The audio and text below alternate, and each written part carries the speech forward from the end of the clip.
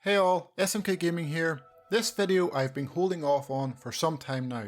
The timing of it is on purpose.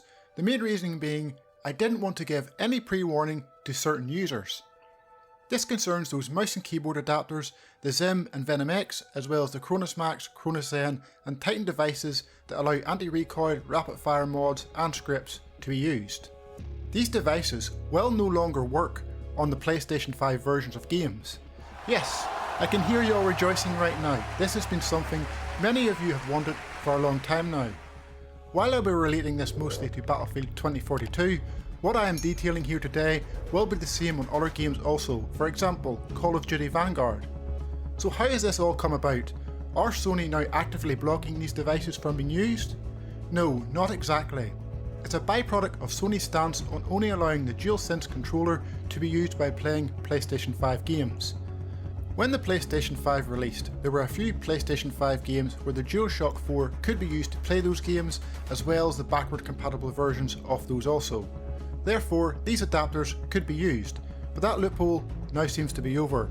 It likely came in an update to the DualSense controller.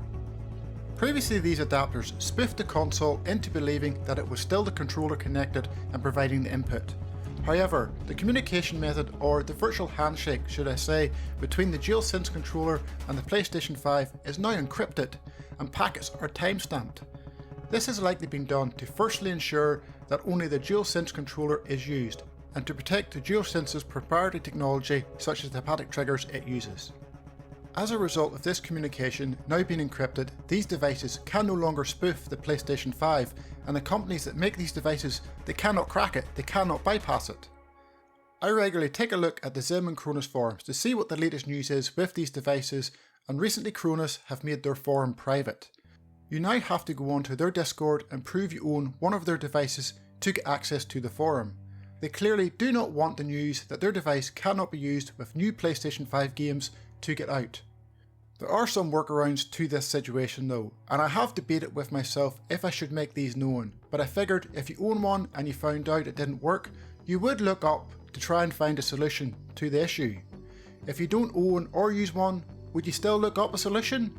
No, you wouldn't, so I'm just going to make it known for those of you that don't have one so you can know also.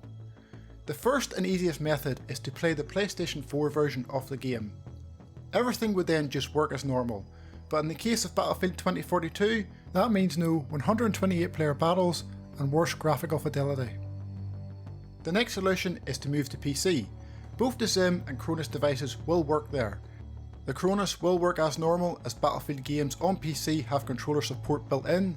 The XIM is made for consoles so won't work as well but will still work. So yes, you could have someone using a XIM with mouse and keyboard on PC just to get aim assist. What losers, right? The risk of using a Cronus on PC, however, dramatically goes up, especially with this new anti-cheat DICE is bringing in. Will it detect it? We don't know yet. The third solution is switch to Xbox. The Xbox Series S, as well as Xbox Series X, these devices still work as normal with both these consoles, and that's because of the ecosystem that Microsoft has created with the backwards compatibility. Because past controllers work with these new consoles, everything works as normal. The fourth and final solution is by using remote play. The players that have these devices could set up their PlayStation 5 to cast a game to their PC, connect the XIM and Cronus to their PC and play that way. This would allow them to play the PlayStation 5 version, however they would have additional lag and issues with responses. The only way this could potentially change down the line is when official third-party controller support arrives and whether or not they have the same encrypted communication method. There are none at the minute. Those PlayStation 5 SCUF and AIM controllers are not officially licensed. If official third-party controllers don't have this encryption, then buying one of these and using it would work to spoof the console once again. But I think Sony would require official third-party controllers to use this same communication method to stop their technology from being copied. So that's it folks. The timing of this video, as I said previously, was on purpose. From my understanding, the Battlefield 2042 beta also requires DualSense authentication before playing. So I'm sure there will be a few players squirming after seeing this. The Call of Duty Vanguard beta was the same. These devices did not work. Players with these devices would have had to have done one of the 3 workarounds I previously mentioned For those on Xbox, everything will still work as normal, these devices will still work, which is a shame because I have been planning to mostly play Battlefield 2042 on Xbox, but we'll see, that might change now.